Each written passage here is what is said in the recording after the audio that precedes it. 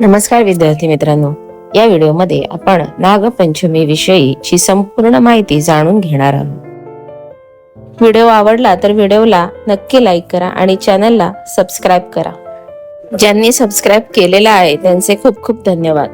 नागपंचमी हा हिंदू धर्मातील एक पारंपरिक आणि धार्मिक सण आहे, जो श्रावण महिन्यातील शुद्ध पंचमीला साजरा केला जातो।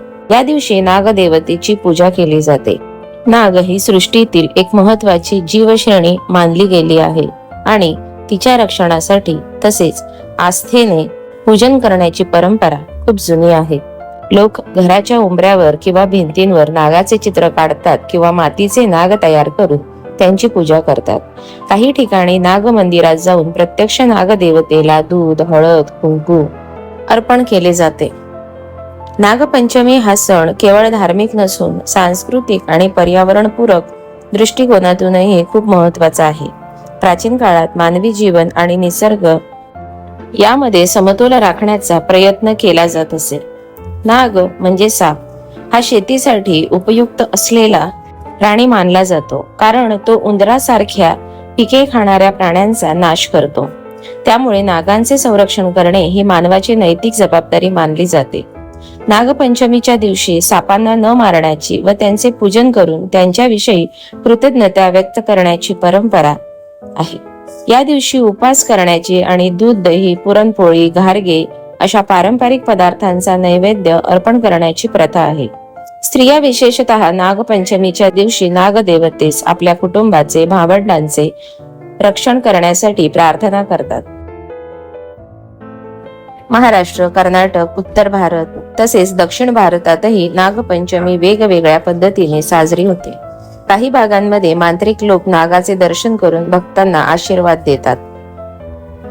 या दिवशी काही लोक प्रत्यक्ष नागाला दूध पाजण्याचा प्रयत्न करतात, परंतु आधुनिक काळात यास विरोधही केला जातो, कारण साप दुधावर जगत नाही आणि अशा कृतींमुळे त्यांचे आरोग्य धोक्यात येते।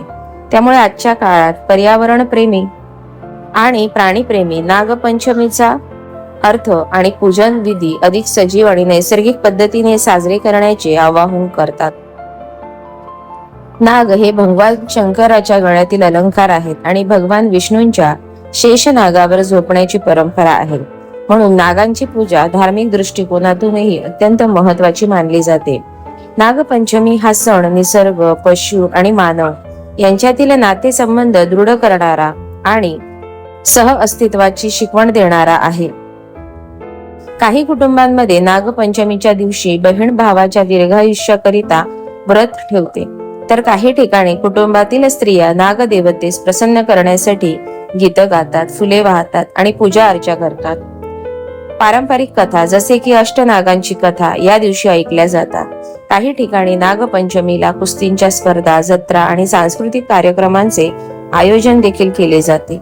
एकूणच नागपंचमी हा सण श्रद्धा, समज, पर्यावरण प्रेम आणि परंपरेचे प्रतीक आहे। ते आपल्याला निसर्गातील प्रत्येक जीवाशी सुसंवाद आणि सहजीवन शिकवते। असेच अभ्यासपूर्ण नवनवीन व्हिडिओ पाहण्यासाठी व्हिडिओला लाईक करा आणि चॅनलला सबस्क्राईब करा। थँक्यू।